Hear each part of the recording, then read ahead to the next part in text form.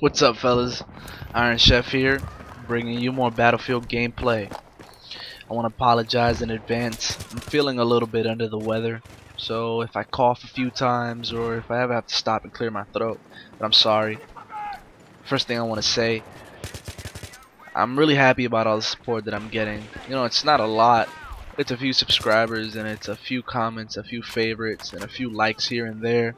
But every little bit counts. Every little bit makes me feel better about what I'm doing and what I'm putting out there. So remember, I do this to entertain you guys.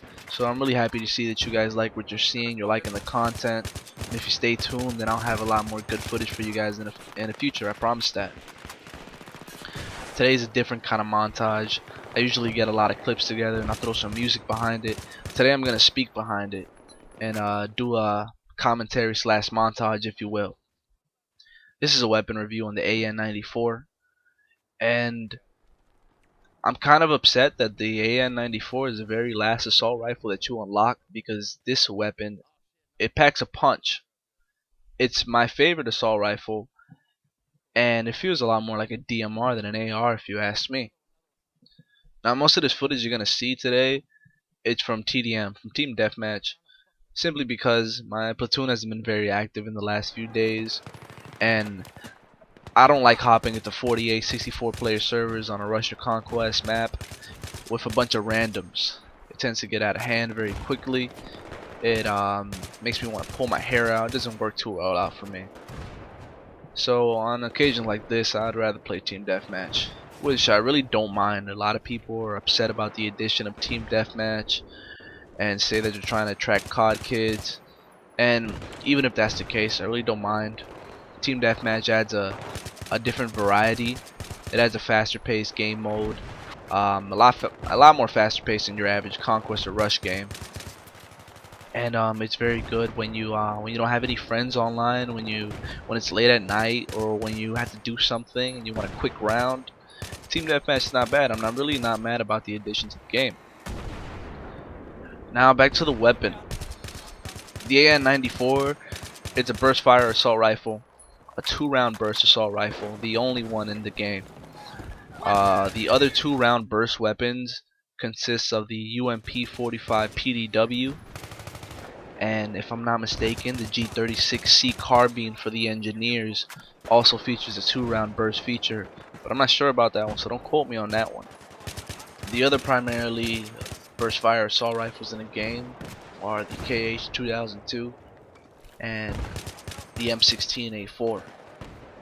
The KH-2002 is unlocked through co-op, and it's a very nice weapon. It provides high rate of fire, pretty good accuracy, and a very manageable recoil. And when you pair it with a foregrip and a suppressor, it's a pretty deadly weapon. Note that this weapon is exclusively burst fire, so you can't fire in full auto or single fire. The AN-94 on the other hand offers single fire, burst fire, and full auto. It has a higher rate of fire, greater accuracy, but it suffers from heavy recoil that is very hard to manage at closer ranges until you learn to tame it. The M16A4 offers a very good balance in between both of these weapons. You can't go wrong with either three of these weapons. They're all very nice, but my favorite goes to the AN-94 because of the greater effective range that this weapon has, due to the greater accuracy that it has over all the other assault rifles. Now, there's very big differences in this weapon between the burst fire and full auto. When you fire in burst fire, the gun fires at 1,200 rounds a minute. When fired in full auto, you get about half of that at 650 rounds a minute. Now that being said, you always want to use the burst fire in this weapon, whether it be long range or point blank range.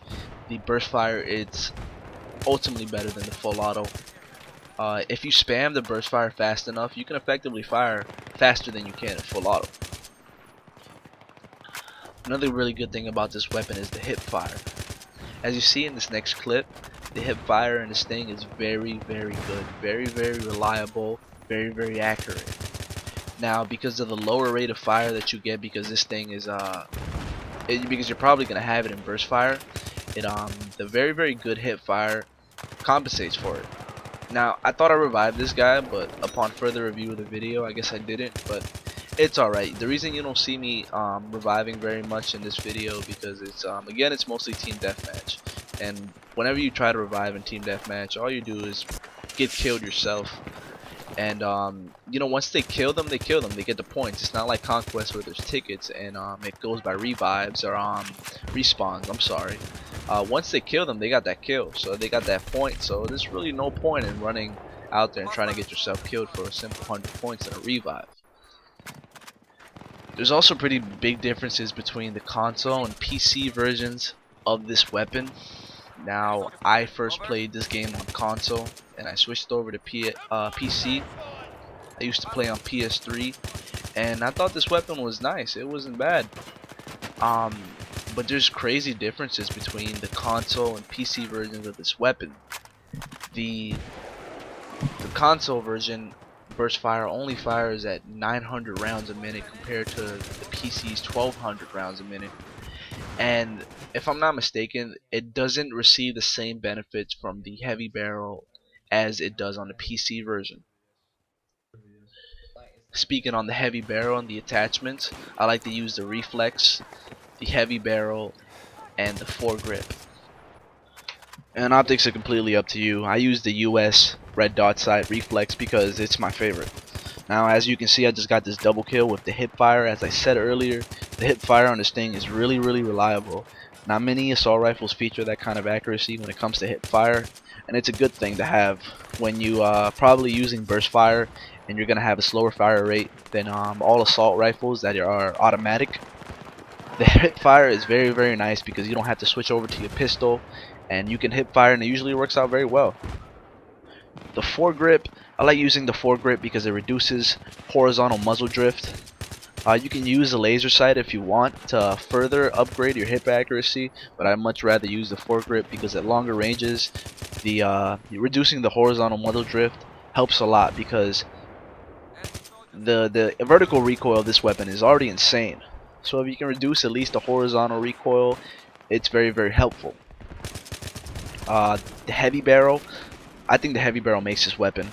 I'm usually married to my suppressors as I play very competitively, but that's not the case with this weapon. This weapon fires at 1200 RPM when using burst fire, so you can essentially hit 2 bullets in the exact same place because the second bullet is fired before feeling the recoil of the very first bullet. So remember, always use the heavy barrel with this weapon. Optics and secondary attachments is completely up to you. Thank you very much for watching this video, you guys. I hope you enjoyed the clip. That's all I have for you guys today. And again, thank you very much. Stay tuned.